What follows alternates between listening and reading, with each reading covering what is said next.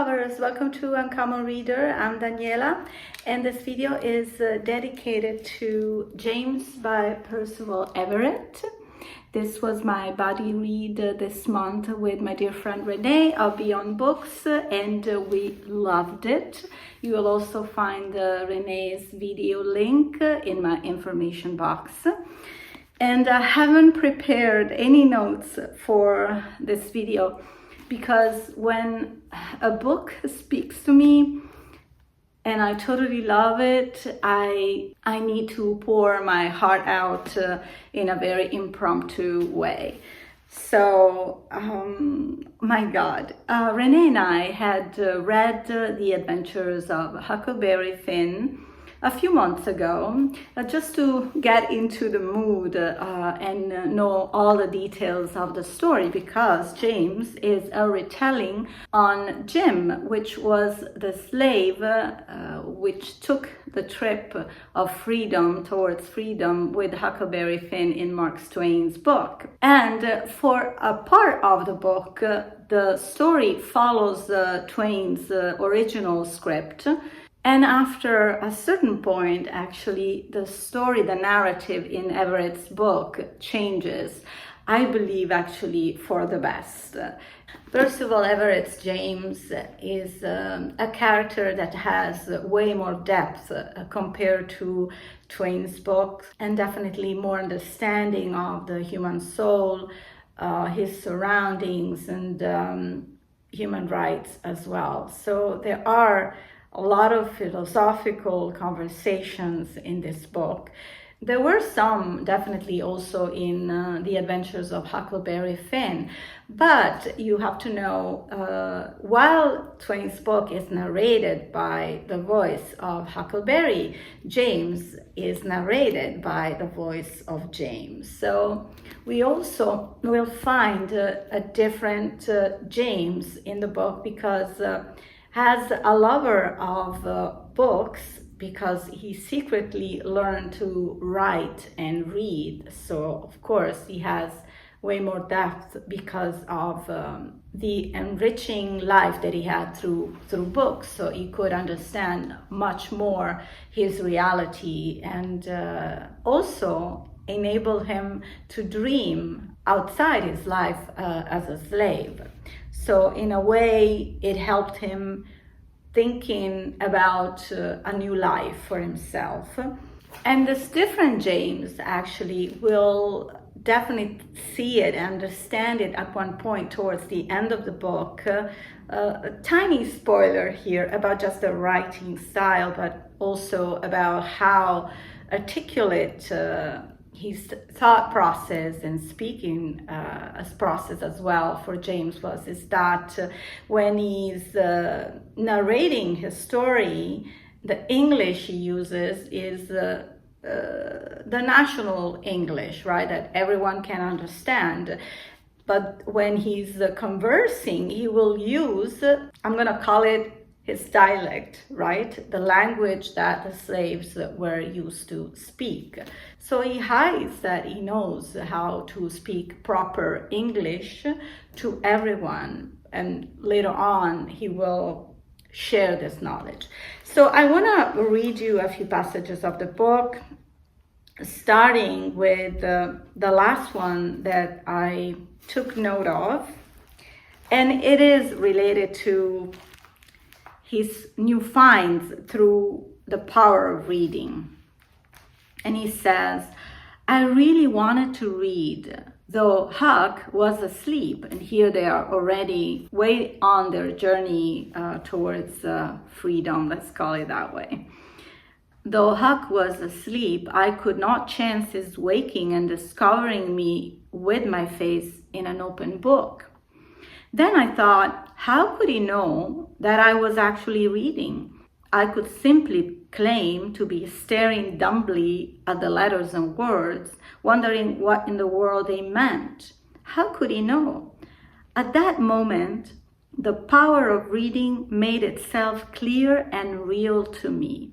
If I could see the words, then no one could control them or what I got from them. They couldn't even know if I was merely seeing them or reading them, sounding them out or comprehending them. It was a completely private affair and completely free, and therefore completely subversive. So reading and writing. Writing in this case is voicing your opinion. And here's Jim thought when he's able to find a paper and a pencil and a pen so he can write his testament or about himself. I am called Jim. I have yet to choose a name, as a free man in this case. In the religious preachings of my white captor, I am a victim of the curse of Ham. The white so-called masters cannot embrace their cruelty and greed, but must look at that lying Dominican friar for religious justification. But I will not let this condition define me. I will not let myself, my mind, drown in fear and outrage. I will be outraged as a matter of course, but my interest is in how these marks that I am scratching on this page can mean anything at all. If they can have meaning, then life can have meaning. Then I can have meaning. I also appreciated the fast rhythm, the fast pace of Percival Everett's narration.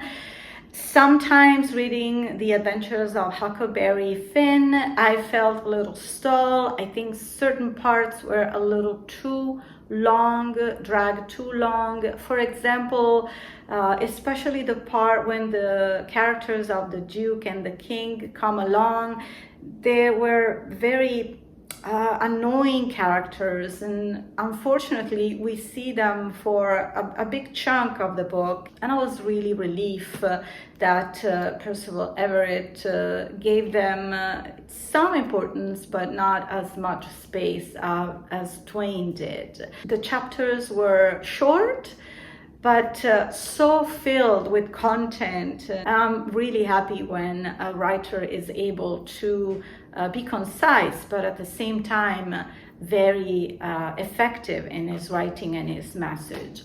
So it was such a fast read as well, not only because of the fast-pacedness, but also because of the story being so captivating. And also once you steer away from the resemblances of Mark Twain's classic and getting into a new territory, it was a real new story for us, because Everett made James' character go into different life experiences, although certain things were common to Huckleberry's book.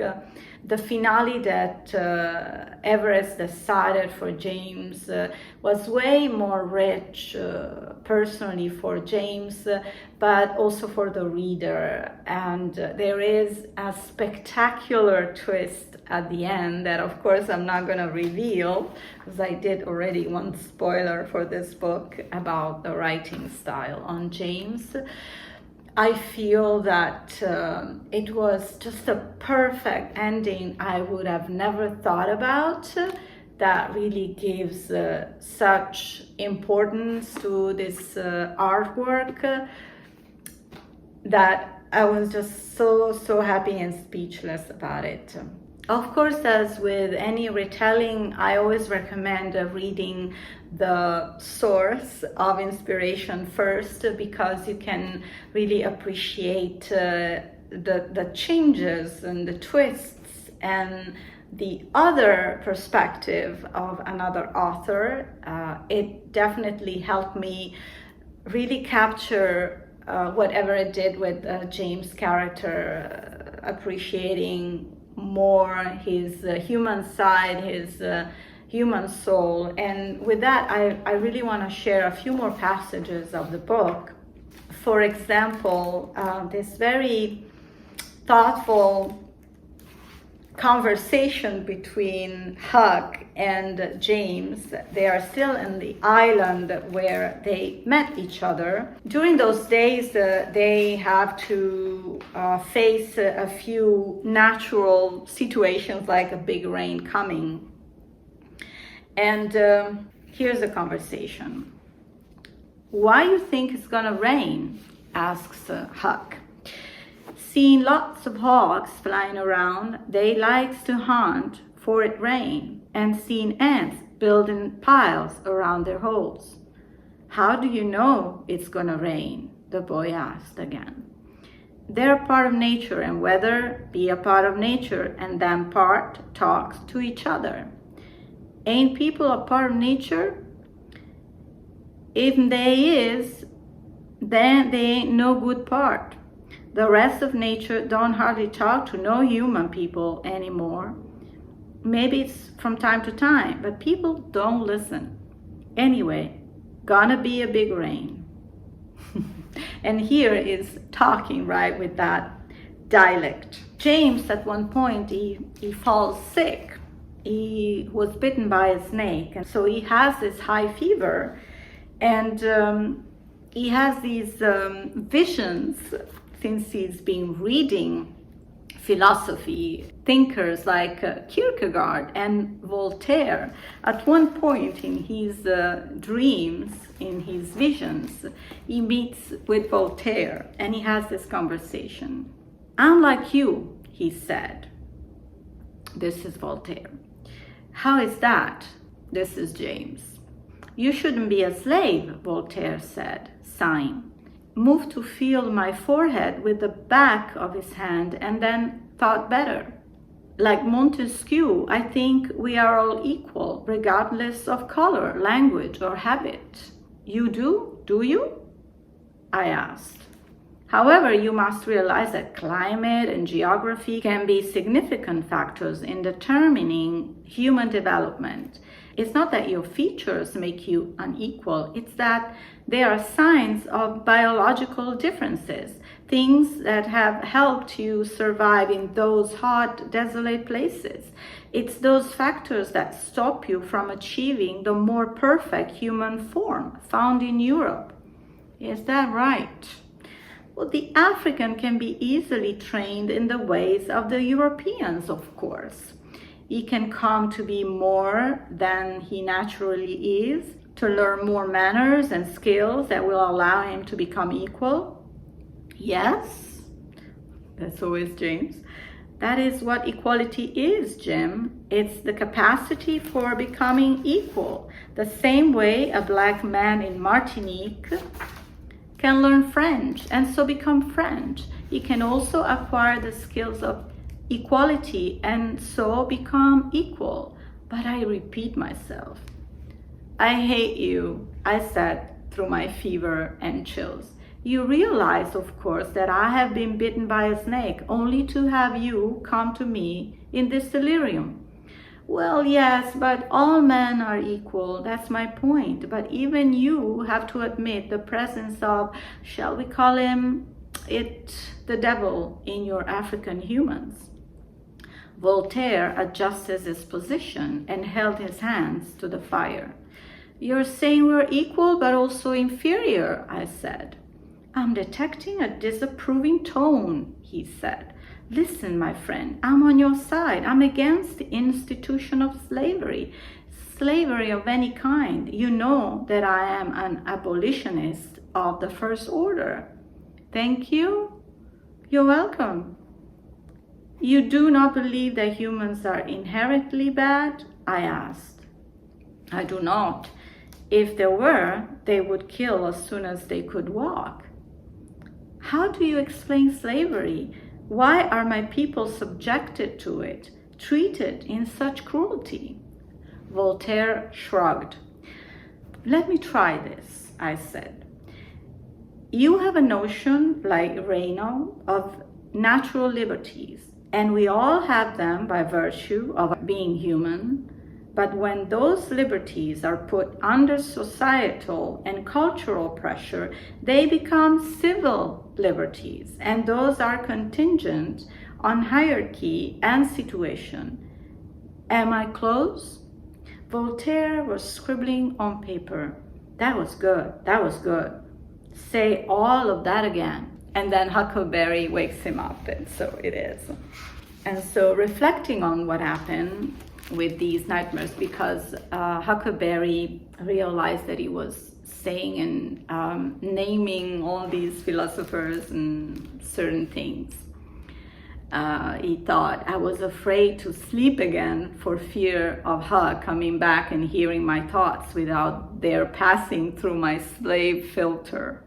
I was even more afraid of further unproductive imagined conversations with Voltaire, Rousseau, or Locke about slavery, race, and of all things, albinism. How strange a world, how strange an existence that one's equal must argue for one's equality, that one's equal must hold a station that allows airing of that argument, that one cannot make that argument for oneself, that premises of said argument must be vetted by those equals who do not agree. So you see how deep was James' thought, and definitely it wasn't conveyed in Mark Twain's book, but of course James wasn't the narrator in Twain's book. So that was such a satisfying read, and definitely James is going to be among my favorite reads of this year. I look forward to watch Reney's video as well. I know she loved it, but I'm always curious to see what parts for her were important, more important, and maybe she picks some passages from the book to read. I thank you so much for watching this video with me, and I look forward to see you back here on Uncommon Reader. Thank you for supporting my channel with your likes, comments, and hopefully you will be able to subscribe for more content. I'll see you soon. Take care. Happy reading. Ciao.